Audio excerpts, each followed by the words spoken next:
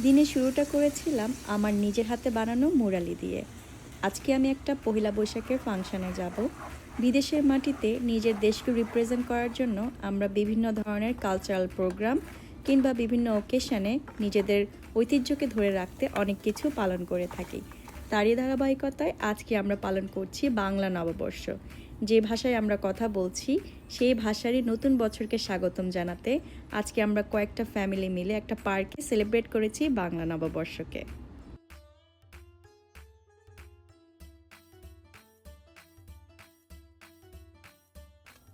নববর্ষ মানেই traditional look, একটু সাজগোজ তো করতেই হয়।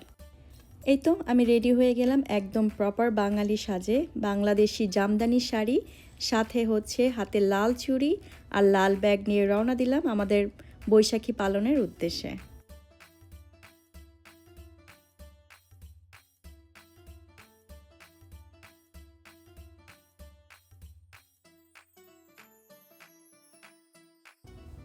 বাইরের ওয়েদার দেখে কি মনে হচ্ছে বাইরে আসলে একটু ঠান্ডা ছিল, আর এত পরিমাণ বাতাস ছিল, বাতাসের জন্য আমরা যে প্রপারলি স্টেজটাকে সাজাবো তার কোনো ওয়ে ছিল না। ফাইনালি আমরা প্রপারলি স্টেজটাকে আমাদের মতো করে ডেকোরেশন করলাম। আর এখানে অবশ্যই ইলিশ মাছ তো থাকতেই হবে, বাংলা নববর্ষ বলে কথা।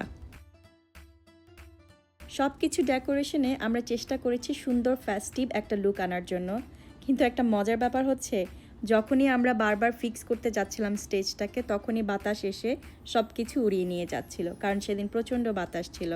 তখন সবাই মিলে আমাকে অনেক হেল্প করেছে। অনেস্টলি টিমওয়ার্ক না হলে এটা কখনো পসিবলই হতো না। আমরা ভাবিরা এক পর্যায়ে বলাবলি করছিলাম, এই বুঝি কালবৈশাখীর ঝড় আমেরিকাতেই চলে আসলো, কারণ এত পরিমাণ বাতাস ছিল, বাতাসের কারণে সব কিছু উড়ে যাচ্ছিল। এবার আসি খাবারের কথায়। আজকে আমি বানিয়েছি তালের পিঠা, মুরালি, পান্তা ভাত, সিমের ভর্তা আর বিনস ভর্তা, আর সাথে নিয়ে এসেছি পপকর্ন আর ফ্রেশ ফ্রুটস। পুরো টেবিলটাকে সাজানোর পরে অসাধারণ লাগছিল। এছাড়াও আরও সব গুণী ভাবিদের তাদের হাতের স্পেশাল কিছু ডিশ ছিল। এই যেমন ধরুন চিকেন কারি, বেগুন ভাজা, চিংড়ি, লতি, আরও ছিল ইলিশ মাছ, আর স্পেশাল একটা ডাল।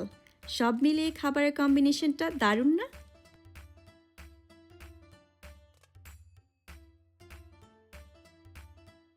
সবাই মিলে একসাথে বসে খাওয়ার মজাটাই আলাদা। ভাত আর ভর্তা, এই কম্বিনেশনটা তো নববর্ষেই মাস্ট।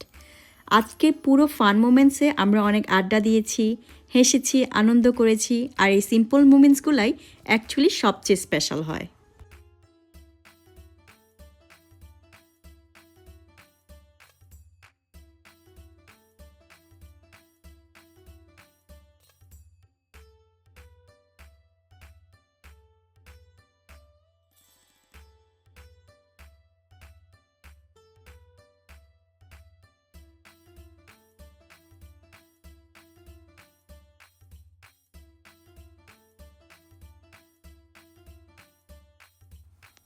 এবার খাওয়া দাওয়ার পালা।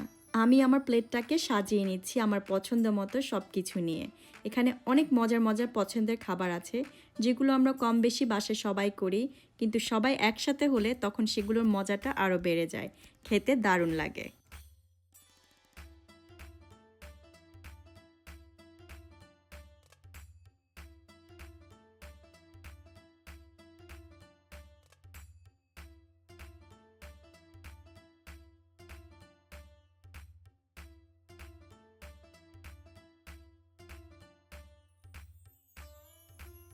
আর মিষ্টি ছাড়া কি নববর্ষ হয়?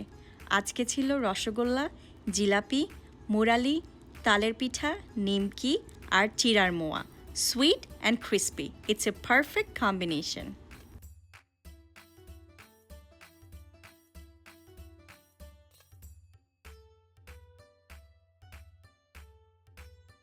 খাওয়া দাওয়া শেষ করে আমরা সবাই মিলে একটু হাঁটাহাঁটি করতে গেলাম, বাচ্চাদেরকে একটু প্লেগ্রাউন্ডে নিয়ে গেলাম। এখানে একটা সকার ফিল্ড আছে, সেখানে বাচ্চারা অনেক মজা করেছে, দৌড়াদৌড়ি করেছে আর প্লেগ্রাউন্ডে প্লে করেছে।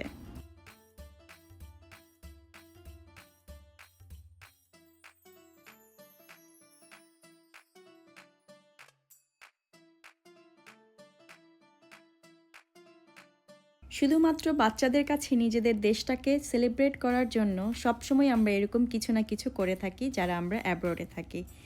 আশা করছি আপনাদের আমার ভিডিওটি ভালো লেগেছে। যদি ভালো লেগে থাকে তাহলে অবশ্যই আমাকে জানাতে পারেন। খুব সুন্দর একটা সময় কাটিয়ে আস্তে আস্তে বিকাল হয়ে গিয়েছে, আর বিকাল হতে হতে ঠান্ডাটা যেন আরও বেশি পড়া শুরু করেছে। পরদিন যেহেতু বাচ্চাদের স্কুল আছে, তাই আমরা চারজনেই বাচ্চাদের নিয়ে খুব টেনশনে পড়ে গিয়েছিলাম যে পরদিন যদি আবার ঠান্ডা লেগে যায় তাহলে তো স্কুলে দেওয়া সম্ভব হবে না।